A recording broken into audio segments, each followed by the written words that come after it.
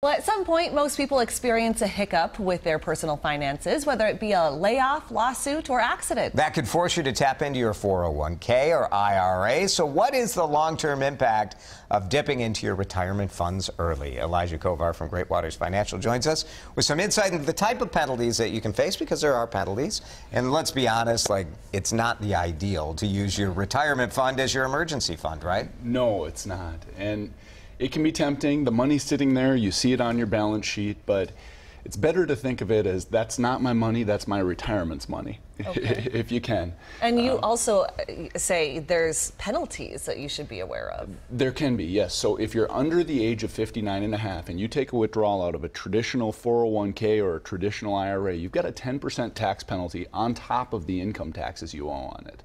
Now, if it's a Roth, you have to pay a 10% penalty if you take the earnings out.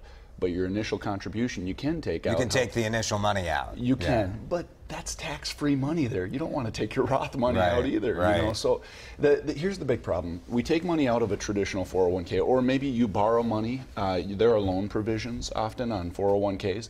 But when you borrow that money, typically during this time, people aren't making the large contributions anymore. They're not getting as big of an employer match anymore. And that money's not working for you because it's out of the plan. I mean, the compound interest that you're missing out on can have a huge impact on your retirement But plan. people feel like they don't have a lot of options here, right? If you're going to this, you must be relatively desperate. Yes, yeah, and we want to make sure that we're at least planning ahead so that we're not getting caught in this type of a situation. All right, your second tip is to understand the long-term impact on your nest egg, right? Yeah, yeah.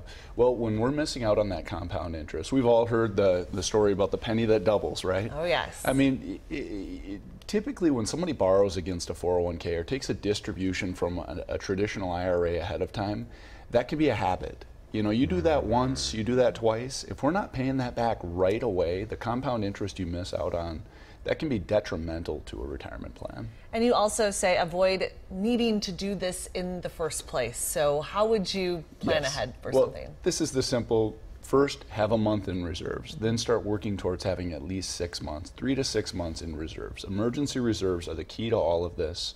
If we've got the reserves in place, well, we'll use them for what they're for. Rainy days will come. That's one thing that we know for certain. We've got to plan for it, have a rainy day fund. Good advice. All right, hopefully people won't have to dip into it, right? Elijah Kovar from Great Waters Financial. Thanks for coming in, Elijah. Thanks for having me.